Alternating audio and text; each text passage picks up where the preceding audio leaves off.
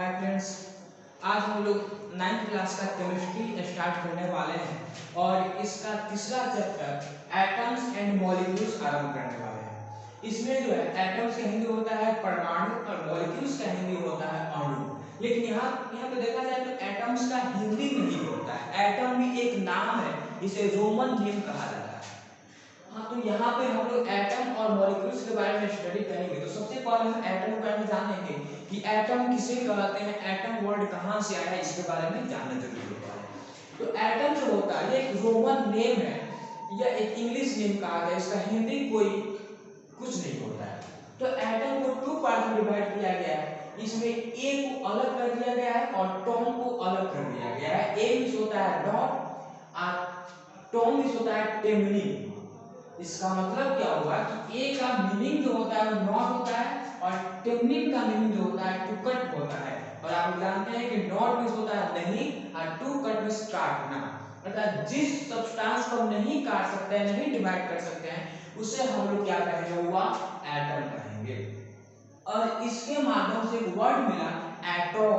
Atom जो है ये ओल्ड फ्रेंच वर्ड है और इसी से लिया गया है एटम। और एटॉम का मीनिंग जो होता है वो नॉट डिविजिबल, अविभाज्य पार्टिकल को हम लोग एटॉम कहते हैं। और इसका मीनिंग जो होता है एटॉम होता है और एटम का हिंदी आप जानते हैं क्या होता है, परमाणु।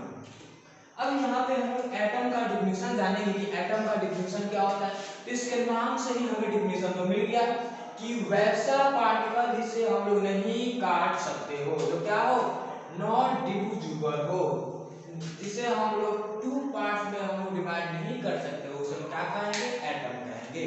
इसका मतलब ये मार्कर है मेरे पास, इस मार्कर को डिवाइड करते जाए, इस मार्कर को इतना डिवाइड करें कि सबसे छोटा सा पार्टिकल मिलेगा जिसे हम लोग नेक्ड आईज, नग्न आंखों के द्वारा हम लोग नहीं देख सकते हैं, जिसे हम लोग माइक्रोस्कोप के द्वारा देखेंगे, उसी पार्टिकल को हम लोग क्या कहेंगे, एटम कहेंगे। तो इतना याद रखिएगा कि वैसा पार्टिकल, वैसा स्मॉलेस्ट पार्टिकल जिसे हम लोग डिवाइड नहीं कर सके, उसे हम लोग एटम, परमाणु कहते हैं। तो इसका डेफिनेशन यहाँ पे लिख दिया है, the smallest particle of any non living substance which is not divisible by is called atom. इसका मतलब निर्जीव वस्तु का वह सूक्ष्म कण जो डिवाइड नहीं हो, उसे हम लोग क्या कहेंगे, एटम कहते हैं, परमाणु कहते हैं। इतना समझ गया आप लोग? बस इतना समझिए आप लोग कि कोई भी पदार्थ हो, कोई भी सब्सटेंस हो नॉन लिविंग थिंग्स में, उसका सबसे छोटा पार्टिकल, सबसे स्मॉल पार्टिकल को हम क्या कहेंगे, एटम कहेंगे। सबसे स्मॉलेस्ट पार्टिकल को हम क्या कहेंगे, एटम कहेंगे। तो इतना इसका स्क्रीनशॉट या इस वीडियो को रोककर आप लोग क्लियर की कॉपी में उतार लीजिए लोग, फिर हम लोग आगे की ओर इसमें पढ़ते हैं। तो हम लोग, आप लोग उसको उतार लिए होंगे। अब यहाँ पे हम लोग बात करते हैं, all non living substances are made up of by atom. जितने भी निर्जीव वस्तुएं हैं, सभी के सभी एटम के मिलने से ही बना हुआ होता है। इसका मतलब ये बोल सकते हैं कि एटम जो होता है ये स्मॉलेस्ट पार्टिकल होता है, सूक्ष्मतम कण होता है। एटम जो होता है माइक्रोस्कोपिक पार्टिकल होता है। इसका मतलब क्या हुआ, वो सूक्ष्मदर्शीय कण होता है।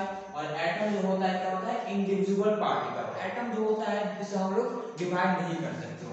इसका मतलब एक और चीज निकल गया कि एटम जो होता है नॉट टू कट, जिसे हम लोग काट नहीं सकते, जिसे हम लोग डिवाइड नहीं कर सकते। एक पेन भी होता है, पेन का सबसे छोटा पार्टिकल भी निकाले तो वो एटम कहलाएगा। हमारा हेयर जो है, हेयर को भी डिवाइड हम करते जाए तो सबसे छोटा पार्टिकल आएगा, उसे हम लोग एटम कहेंगे। अब एटम के बारे में कुछ डीपली जानना हम लोग स्टार्ट करेंगे, तो इतना नोट कीजिए आप लोग पहले। अब हम लोग यहाँ पे एटम का जो डिफिनेशन होता है, इसको अदर वर्ड्स में जानेंगे। एटम जो होता है वो उदासीन होता है। उदासीन का यूज होता है, न्यूट्रल होता है। इसका मतलब उदासीन होता कब है, हर ऑब्जेक्ट के ऊपर कोई नहीं तो कोई चार्ज होता है। अगर किसी ऑब्जेक्ट को वहां पर रख दे और वो ऑब्जेक्ट अपने अट्रैक्ट हो तो इसका मतलब उसके ऊपर कोई चार्ज हो, या वो ऑब्जेक्ट दूर जाता हो तो उसका ऊपर कुछ चार्ज है। जैसे ये दो ऑब्जेक्ट्स हैं, हो सकता है कि ये दोनों ऑब्जेक्ट्स एक दूसरे के अट्रैक्ट होता हो या एक दूसरे से रिपल्स होता हो। तो अगर ये अट्रैक्ट होता है तो यहाँ पे हम लोग कहते हैं इसमें फोर्स ऑफ अट्रैक्शन अप्लाई हो रहा है, लेकिन एक दूसरे से जब रिपल्स होता है तो हम लोग कहते हैं फोर्स ऑफ रिपल्सन अप्लाई होता है। तो इस तरह से इसके ऊपर कोई नहीं तो कोई आवेश है, चार्ज है, तभी नहीं एक दूसरे के अट्रैक्ट हो रहा है या रिपल्स हो रहा है। तो अगर हम फिजिक्स की बात हम करते हैं तो उसमें न्यूटन साहब ने ये कहा था कि any type of objects have some charges. इसका मतलब कोई भी ऑब्जेक्ट जो होता है वो अपने ऊपर कुछ नहीं तो कुछ चार्ज रखता है, और वो कोई भी ऑब्जेक्ट एक दूसरे से अट्रैक्ट होते हैं या तो रिपल्स होते हैं, तो उसका कॉज जो होता है पॉजिटिव चार्ज या निगेटिव चार्ज का कॉज होता है। आप लोगों ने यहाँ पे देखा होगा किसी भी ऑब्जेक्ट को हम ऊपर की ओर फेंकते हैं तो जहां तक मेरा फोर्स जाता है वहां तक ऑब्जेक्ट जाता है ऊपर की ओर, लेकिन मेरा फोर्स जहां पे जाके समाप्त हो जाता है वहां पे अर्थ के द्वारा फोर्स ऑफ अट्रैक्शन अप्लाई होता है और ऑब्जेक्ट फिर से नीचे की ओर गिर जाता है। हम जैसे इस ऑब्जेक्ट को ऊपर फेंक रहे हैं तो ऊपर गया लेकिन फिर नीचे आ गया, इसका मतलब हुआ क्या कि इस अर्थ के अंदर कोई फोर्स काम कर रहा है जिस कारण से ऑब्जेक्ट ऊपर जाकर फिर नीचे आ जा रहा है। इसका मतलब कि अर्थ के ऊपर भी चार्ज है और इसके ऊपर भी चार्ज है। मैग्नेट देखे होंगे आप लोग कि इस तरह से मैग्नेट को मिलाते हैं हम लोग तो ये रिपल्स होता है। इसका अर्थ हुआ कि ये दोनों पोल जो है सेम पोल है, ये भी पोल क्या है सेम है। अगर इसी को हम अपोजिट कर दें तो ये अट्रैक्ट होगा। इसका मतलब सेम पोल होने से रिपल्स हो रहा है, दूर जा रहा है, लेकिन अनसेम पोल होने की वजह से यह पास है, अट्रैक्ट हो रहा है। तो अनसेम पोल को हम लोग अनलाइक पोल कहते हैं और सेम पोल को हम लोग लाइक पोल कहते हैं। तो उतना नहीं जानना है, बस इतना जानिए कि एटम जो होता है न्यूट्रल होता है, उदासीन होता है, इसलिए किसी भी रिएक्शन में भाग नहीं लेता है, ठीक है, लेकिन यह नेचर में फ्री रूप से पाया जाता है। हम लोग बात करते हैं atom is the smallest particle of substance which is indivisible and free in nature but can't participate in any chemical reaction। परमाणु किसी भी सब्सटेंस के छोटा सा भाग होता है, कण होता है जो नेचर में फ्री रूप से पाया जाता है, लेकिन किसी भी रासायनिक प्रक्रिया में यह भाग नहीं लेता है। तो इसका मतलब यहाँ पे देखा गया कि न्यूट्रल कैसे होता है। अगर हम कोई सब्सटेंस रखें ना फोर्स ऑफ अट्रैक्शन काम करे ना फोर्स ऑफ रिपल्शन काम करे तो इसका मतलब उसके ऊपर कोई चार्ज ही नहीं है। इसका मतलब एटम जो है, कोई भी एटम की बात हम करते हैं तो वो चार्जलेस होता है। एटम क्या होता है हुआ? चार्जलेस होता है। एटम क्या होगा? चार्जलेस होगा, आवेशहीन होता है। या ऐसे भी तो बोल सकते हैं एटम जो होता है यह क्या होगा? न्यूट्रल होगा। एटम क्या होगा? न्यूट्रल होगा। तो यहाँ पे चार्जलेस की बात करते हैं तो इसका हिंदी होता है आवेशहीन होता है। इसका हिंदी क्या होगा? आवेशहीन होगा। न्यूट्रल की बात करते हैं तो न्यूट्रल का हिंदी होता है उदासीन होगा। तो इसका मतलब जो ये एटम होता है यह स्वभाव में इसका नेचर ही होता है उदासीन होने का। तो यहाँ पे मेनली रूप से हम देखते हैं कि एटम किसी भी रिएक्शन में भाग नहीं लेता है। क्यों? क्योंकि यह चार्ज, यहाँ पे आपको बता रहे हैं कि एटम जो होता है यह चार्जलेस होता है, आवेशहीन होता है। इस कारण से, इसी वजह से यह रिएक्शन में भाग नहीं लेता है, यह रिएक्शन में भाग नहीं लेता है। लेकिन यहाँ पे हम लोग यह न्यूट्रल होता है, उदासीन होता है। इसका मतलब not positive charge, not positive charge या निगेटिव चार्ज, इसके पास कोई चार्ज नहीं होता है, नहीं पॉजिटिव होता है नहीं निगेटिव होता है। और इसका कॉज क्या हुआ? हमारे जॉन डाल्टन साहब ने कहा था कि एटम जो होता है वो इंडिविजुअल पार्टिकल होता है, अर्थात वो डिवाइड नहीं होता है। तो उनके हिसाब से, उनके अकॉर्डिंग से सही था। इसके बारे में जब थ्योरी के स्टार्ट करेंगे तो हम आपको बताएंगे। हर साइंटिस्ट ने अपना अलग अलग दिया था, तो उतना ही इसमें एक्सप्लेनेशन नहीं हम कर रहे। इस पे एक वीडियो 18-20 मिनट का लेक्चर बनेगा, तो वो आज तो नहीं हो पाएगा, तो हम कल उसको हम कंप्लीट करेंगे। लेकिन अभी ये जानना है कि अब न्यूट्रल कैसे होता है। कोई भी एटम के पास या कोई भी सब्सटेंस के पास कुछ छोटे छोटे पार्टिकल पाए जाते हैं, लेकिन यह इनिशियल स्टेट आरंभ में नहीं मिला था। जब जॉन डाल्टन ने एटम के बारे में डिस्कवरी करना स्टार्ट किए थे तो तो उन्होंने इतना देखा कि सबसे छोटा पार्टिकल को एटम कहेंगे, उसे डिवाइड नहीं कर सकते। तो उनके हिसाब से थ्योरी सही है। और भी उन्होंने कुछ स्टेटमेंट उन्होंने कहा था जो आगे मिलेगा हम बताएंगे। लेकिन यहाँ पे साइंस के अंदर जितने भी टूल्स की बात करते हैं, इंस्ट्रूमेंट्स की बात करते हैं, वस्तु की बात करते हैं, औजार की बात करते हैं, वो इंक्रीज होते गया, वैसे ही साइंस विकसित होते गया, डेवलपमेंट होते गया। तो फिर एटम के बारे में डिस्कवरी किया गया, रदरफोर्ड ने किया, समरफील्ड ने किया, नील बोर ने किया, बहुत सारे साइंटिस्ट ने यहाँ पे किए। तो उन्होंने ये पाया कि एटम भी जो होता है वो बहुत से छोटे छोटे कणों के मिलने से बना है।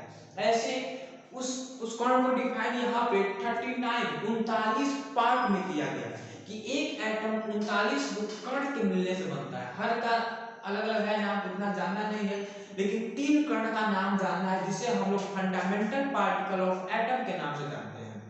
इसका मतलब परमाणु का मूल कण जिसे हम लोग कहते हैं या आधार कण कहते हैं, उसके बारे में जानना है। और उसी के वजह से जो एटम जो होता है न्यूट्रल होता है।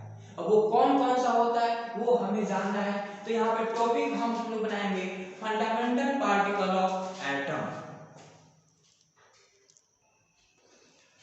तो यहाँ पे हम लोग अब जानेंगे कि एटम जिस छोटे छोटे पार्टिकल के मिलने से बना है, स्मॉलेस्ट पार्टिकल से बना है, उसे हम लोग क्या कहते हैं।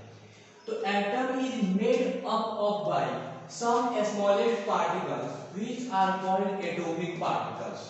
एटम जो होता है वो कुछ सूक्ष्म कणों के मिलने से बना होता है जिसे हम लोग आणविक कण कहते हैं। और यहाँ पे हम लोग देखते हैं कि atomic particles are called fundamental particles of atom. तो आणविक जो कण होते हैं, एटॉमिक पार्टिकल जो होते हैं, उसी को हम लोग एटम का फंडामेंटल पार्टिकल कहते हैं। अब यहाँ पे fundamental particles of atom, atom का जो मूल आधारभूत जो कण होते हैं जिनके मिलने से एटम बना होता है, उसके बारे में स्टडी करेंगे। तो एटम जो होते हैं 3 फंडामेंटल पार्टिकल्स के मिलने से बने होते हैं, जो यहाँ पे हमने लिख दिया है।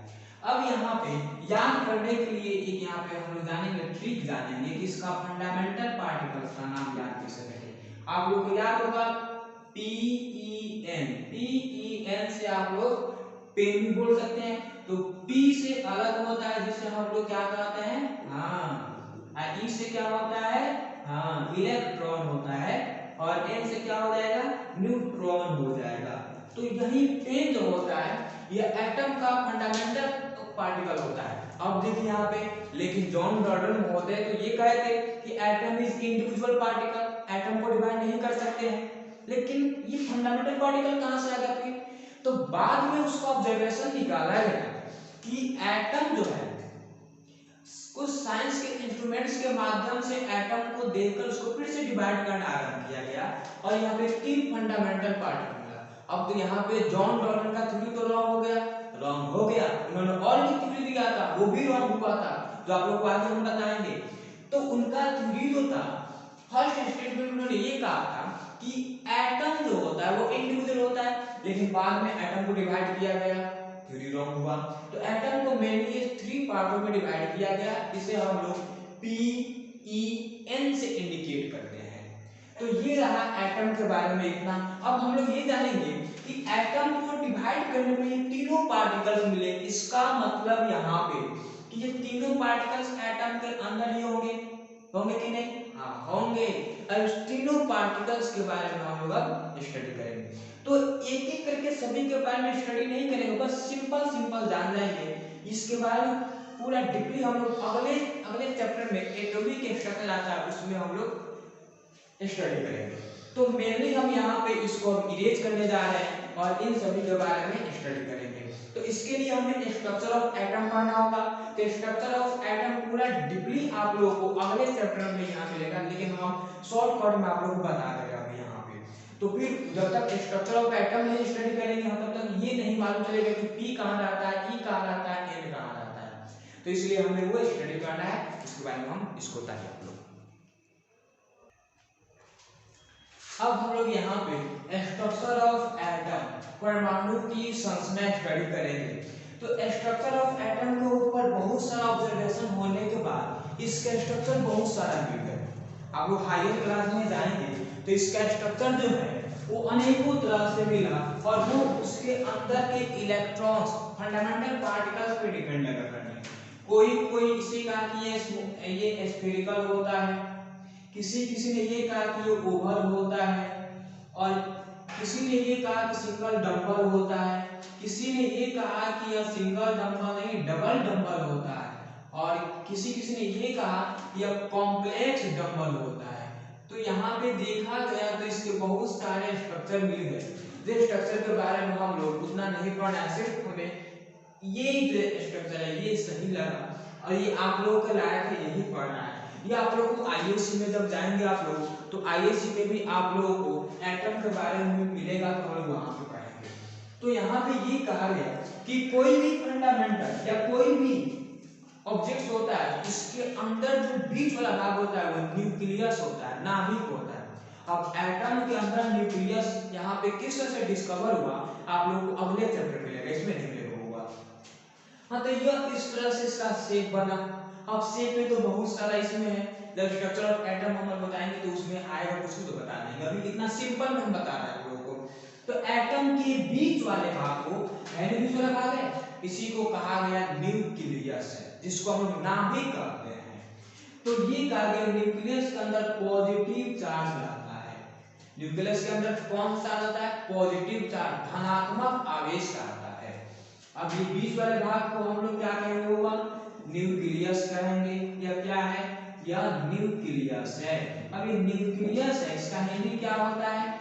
नाभिक होता है। और इसी नाभिक के अंदर दो फंडामेंटल पार्टिकल्स होते हैं। अब दो कौन कौन होते हैं? P होता है और N होता है, ये दोनों न्यूक्लियस में ही रहता है। P मींस क्या होता है आप लोग जानते हैं बहुत अच्छा, इसका हिंदी भी वही होता है, कोई चेंज नहीं होता है।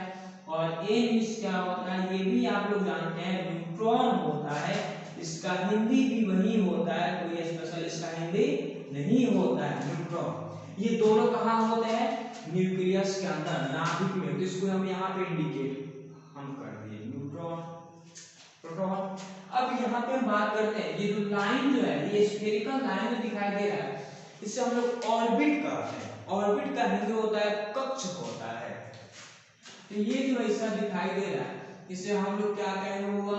ऑर्बिट कहेंगे। ऑर्बिट जो होता है, ऑर्बिट का हिंदी क्या होता है? कक्ष होता है, ठीक है। या इसी को हम लोग एनर्जी लेवल कहते हैं, इसे हम लोग क्या कहते हुआ? एनर्जी लेवल कहते हैं। इसका अर्थ होता है ऊर्जा स्थिति होता है। या इसी को हम लोग कहते हैं स्टेशनरी स्टेट कहते हैं। इसी को हम लोग स्टेशनरी स्टेट भी कहते हैं। अब इसको एनर्जी लेवल क्यों कहते हैं? क्योंकि इस ऑर्बिट में जो होता है एनर्जी होता है, और उसी एनर्जी की वजह से इस पे जो फंडामेंटल पार्टिकल्स ऑर्बिट पर रहते हैं वो मूव करते रहते हैं, दौड़ते रहते हैं। अब यहाँ बात आती है कि दो फंडामेंटल पार्टिकल जो न्यूक्लियस के अंदर आ गया, लेकिन एक फंडामेंटल पार्टिकल इलेक्ट्रॉन कहाँ चले गए? तो इलेक्ट्रॉन जो होता है वो इसी ऑर्बिट पे पाया जाता है। इलेक्ट्रॉन कहाँ पाया जाता है? ऑर्बिट पे पाया जाता है। इस ई मींस क्या होता है हुआ? इलेक्ट्रॉन होता है। और इसका हिंदी आप लोग तो जानते हैं, इस ऑर्बिट पे क्या होता है? इलेक्ट्रॉन होता है। तो इलेक्ट्रॉन को हम इधर लिख दिए, उधर स्पेस नहीं था, कुछ और भी लिखते हैं इलेक्ट्रॉन के बारे में, तो यहाँ पे हम क्या लिख दिए? इलेक्ट्रॉन। हिंदी भी क्या होता है इसका? इलेक्ट्रॉन ही होता है। अब यहाँ पे इलेक्ट्रॉन को ई से इंडिकेट किया जाता है, जो ई यहाँ पे इंडिकेट हम किए हुए हैं। अब बात आती है कि ये इलेक्ट्रॉन पे कौन सा चार्ज आता है? हम जानते हैं कि एटम क्या है? न्यूट्रल है। तो न्यूट्रल किस वजह से है? तो ये ई और पी, इन्हीं दोनों की वजह से यह न्यूट्रल है। कैसे न्यूट्रल है? आप लोग यहाँ पे देखिए कि अगर एक पॉजिटिव चार्ज और एक निगेटिव है चार्ज, तो ये दोनों कैंसिल हो जाएगा। कोई चार्ज बचेगा? कोई चार्ज नहीं बचेगा। या अगर 5 पॉजिटिव चार्ज और 5 निगेटिव चार्ज हो तब ये दोनों कैंसिल हो जाएगा, कुछ बचेगा? नहीं बचेगा। इसी को हम ऐसे करते हैं कि पॉजिटिव चार्ज 2 हो और 6 निगेटिव चार्ज हो, तो इसका मतलब 2 पॉजिटिव होगा, 2 निगेटिव को ही ना काटेगा यहाँ पे, लेकिन 4 निगेटिव तो बच गया। इसका मतलब वो आंसर आया निगेटिव में। अगर यहाँ किसी को अपोजिट पॉजिटिव 6 होता है, निगेटिव 2 होता है, तो इसमें से पॉजिटिव 2 को डिवाइड नहीं करता और पॉजिटिव 4 बच जाता। तो आंसर क्या है? पॉजिटिव में आया। लेकिन किसी भी एटम के अंदर जितना पॉजिटिव चार्ज होता है उतना ही क्या होता है? नेगेटिव चार्ज होता है, और इस कारण से क्या होता है? न्यूट्रल होता है। इसका मतलब P की बात करते हैं तो P में हमेशा पॉजिटिव चार्ज रहता है। क्या होता है हुआ? Positive charge. इसका हिंदी होता है धन आवेश। क्या होता है? धन आवेश, या इसी को हम लोग धनात्मक आवेश भी कहते हैं। न्यूट्रॉन जो होता है ये न्यूट्रल होता है। क्या होता है हुआ? न्यूट्रल होता है, इस पे कोई चार्ज नहीं होता, यह उदासीन होता है। यह क्या होता हुआ? उदासीन होगा, यह उदासीन होता है। अब उदासीन होने की वजह से इसमें क्या होता है? Positive charge. N के ऊपर तो कोई चार्ज नहीं, N के ऊपर कोई चार्ज नहीं, P के ऊपर पॉजिटिव चार्ज, इसलिए न्यूक्लियस जो होता है हमेशा पॉजिटिव होता है। और इलेक्ट्रॉन जो होता है इसमें निगेटिव चार्ज होता है। क्या होता है? Negative charge. इसका हिंदी होता है ऋण आवेश। क्या होता है? ऋण आवेश कहिए या ऋणावेश कहिए, या इसे को हम लोग ऋणावेश भी कहते हैं, दोनों सही होता है हुआ। ये यहाँ पे करके लिखा दिए हैं। और इसे हम लोग धना आवेश भी कह सकते हैं। इसे हम लोग क्या कर सकते हैं? धना आवेश या धन आवेश या धनात्मक आवेश या ऋणात्मक आवेश। तो यहाँ पे ऑर्बिट जो है, इस ऑर्बिट का भी अपना अपना नेम दिया गया है। फर्स्ट ऑर्बिट ये, इसे हम लोग क्या कहेंगे हुआ? इसे हम लोग कहेंगे फर्स्ट ऑर्बिट। इसका मतलब पहला कक्ष। ये जो है इसको हम लोग कहेंगे सेकेंड ऑर्बिट। इसे हम लोग क्या कहेंगे होगा? सेकेंड ऑर्बिट, दूसरा कक्ष। ये जो है इसे हम लोग कहेंगे थर्ड ऑर्बिट। थर्ड ऑर्बिट में क्या होता है? तीसरा कक्ष। इसे हम लोग कहेंगे फोर्थ ऑर्बिट। फोर्थ ऑर्बिट में क्या होता है? चौथा कक्ष होता है। अब यहाँ पे बात करते हैं, फर्स्ट ऑर्बिट का नाम दिया गया के, सेकेंड ऑर्बिट का नाम यहाँ पे हुआ एल, थर्ड ऑर्बिट का नाम हुआ एम, फोर्थ ऑर्बिट का नाम हुआ एन हुआ। तो यह के एल एम एन से डिवाइड किया गया, तो यहाँ पे लिख देते हैं के एल एम एन। यह जो होता है यह एनर्जी के अनुसार इसका नेम दिया गया है। अब बात यहाँ पे यह आती है कि इलेक्ट्रॉन्स है ऑर्बिट पे, तो हर एक ऑर्बिट पे कितने कितने इलेक्ट्रॉन होते हैं इसे जानना है जरूरी। तो इसको हम लोग यहाँ पे जानेंगे, लेकिन जो कितने इलेक्ट्रॉन होते हैं उसका रूल आता है, तो रूल अभी नहीं जानना है। हाँ, तो वो अब बाउंड साहब ने एक अपने स्ट्रक्चर वहां पे दिए थे, उसके अनुसार से रखा गया, तो उसको अभी नहीं जानेंगे। बस इतना जानेंगे, नंबर ऑफ इलेक्ट्रॉन्स। हम लोग क्या जानेंगे हुआ यहाँ पे? Number of electrons in each orbit. इसका मतलब होता है प्रत्येक कक्ष में इलेक्ट्रॉन की संख्या। अब इलेक्ट्रॉन की संख्या निकालना है एक कक्ष में, तो उसका फॉर्मूला होता है, क्या होता है फॉर्मूला? नंबर ऑफ इलेक्ट्रॉन बराबर क्या होता है?